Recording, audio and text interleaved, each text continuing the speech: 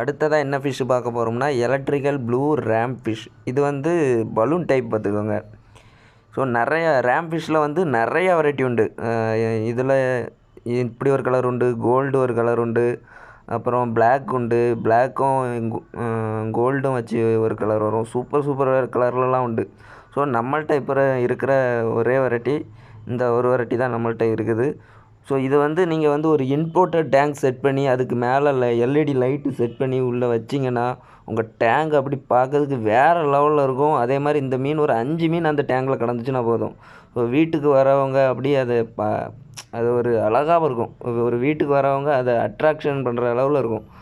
So இது வந்து என்கிட்ட இருக்கக்கூடிய ப்ரீடிங் பேர். ஸோ இது வந்து நீங்கள் வாங்கினாலும் வாங்கிக்கலாம். ஆனால் ப்ரைஸ் சொல்ல மாட்டேன். நீங்கள் கான்டாக்ட் பண்ணி என்கிட்ட ப்ரைஸ் தெரிஞ்சுக்கோங்க. ஸோ இதோட ப்ரீடிங் வீடியோ நான் நெக்ஸ்ட்டு நம்ம சேனலில் வரும். ஸோ நீங்கள் கண்டிப்பாக பாருங்கள். இது நிறைய பேர் அப்படி பண்ணணும் இப்படி பண்ணணும் அப்படிலாம் சொல்லுவாங்க. அப்படிலாம் ஒன்றுமே கிடையாது. நான் இதை எப்படி ப்ரீடிங் பண்ணணும் அப்படிங்கிறத ரொம்ப சிம்பிளாக ஒரு வீடியோவில் சொல்கிறேன். ஸோ தொடர்ந்து வாட்ச் பண்ணி பாருங்கள். ஸோ இது ரொம்பலாம் ஒன்றும் நீங்கள் மெயின்டைன்லாம் பண்ண வேண்டாம். நான் என்ன பண்ணுறேனோ அதே மாதிரி செஞ்சாலே போதும், உங்கள்கிட்ட ஈஸியாக ப்ரீடிங் ஆகும்.